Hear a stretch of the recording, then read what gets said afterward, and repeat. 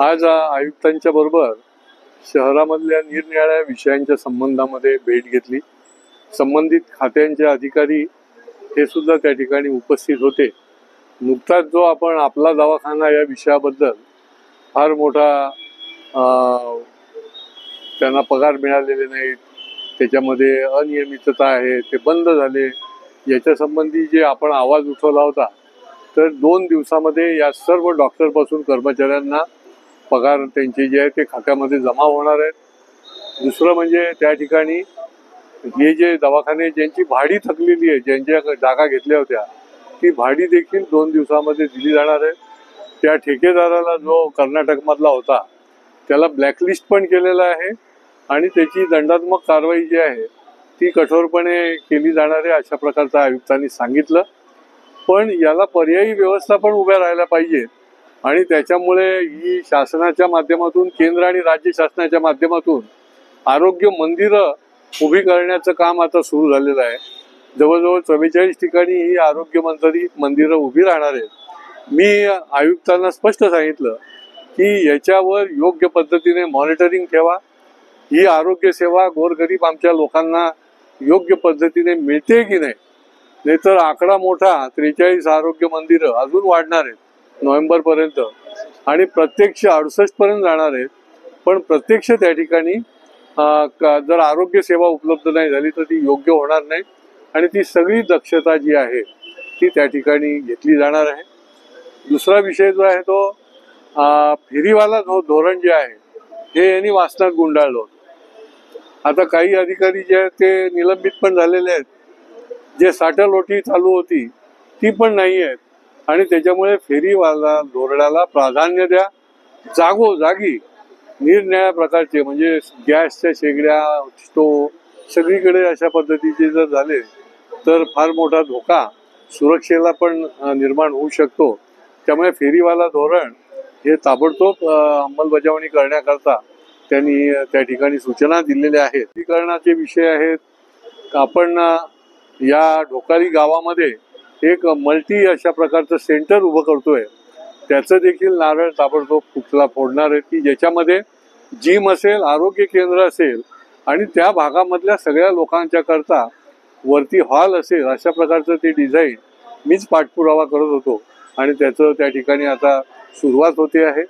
आज त्या निमित्ताने हा जो मालमत्ता विभागाकडे महापालिकेच्या अनेक ज्या वास्तू आहेत त्या वास्तू आयजीच्या जीवावर बायजी उदार वास्तू महापालिकेची आणि त्या वास्तूचे मालक जे आहेत ते निरनिराळ्या ठिकाणी निरनिराळे लोक होऊन बसलेले आहेत आणि त्याच्यामुळे त्याची 1 आठवड्यामध्ये श्वेतपत्रिका मला मिळाली पाहिजे, मी सांगितलं, आणि त्याची अंमलबजावणी सर्वसामान्य माणसाला त्याचा उपयोग झाला पाहिजे।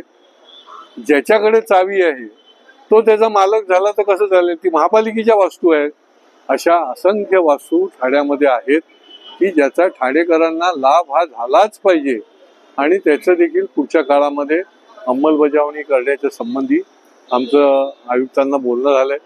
दिव्यांग अशा प्रकारच्या शाळा, मतिमंद मुलांच्या शाळा अशा मोठ्या प्रमाणामध्ये, अगदी जागृती पालक संस्था तर 25-30 वर्षापासून आहे, तर यांना कुठे ना कुठे निवासी अशा प्रकारचं हॉस्टेल याची गरज आहे आणि त्याचा पाठपुरावा मी करत होतो आणि त्यांनी याच्या संबंधामध्ये देखील दखल घेऊन शहर विकास अधिकाऱ्यांना सूचना दिल्या की हे जे रिझर्व भूखंड आहेत त्याचा महापालिका आणि जॉईंट व्हेंचरमधून काय करता येईल ते आपण बघून यांना आपण व्यवस्था करणं हे अतिशय गरजेची झालेली आहे आणि ते देखील या निमित्ताने होणार आहे। धर्मवीर नगर नावाचा फार मोठा वसाहत आहे आणि याच्यामध्ये आत्ताच 6, 7, 8 बिल्डिंगमध्ये दुरुस्तीची अत्यंत गरज आहे। म्हणजे तिथे पावसाळा आता 4 महिने चालू आहे, तिथे निरनिराळे स्लॅब आहेत, लिफ्ट खराब होते, अजून त्यांच्या मालकीच्या झालेल्या नाहीत, रजिस्ट्रेशन झालेलं नाही आहे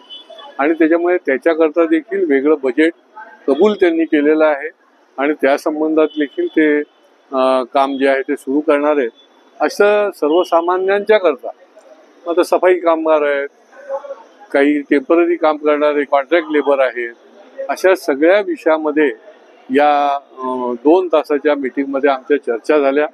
अजून एक ठाणे शहरामध्ये करण्यासारखं रंग संग्रहालय म्हणून त्यांना मी सुचवलं आहे की ज्या माध्यमातून कलर म्युझियम एक ठाण्यामध्ये आपण निर्माण करावं, की ठाण्यामध्ये अन्य लोक देखील त्या ठिकाणी येतील, तर त्याच्या संबंधी देखील कलादालन जे आपलं आत्ता आहे कापूरबावडी नाक्यावर ते आता बंद अवस्थेत आहे, त्याचं नूतनीकरण करून त्या ठिकाणी करण्याचा प्रस्ताव जो आहे तो देखील आपण त्यांना दिलेला आहे.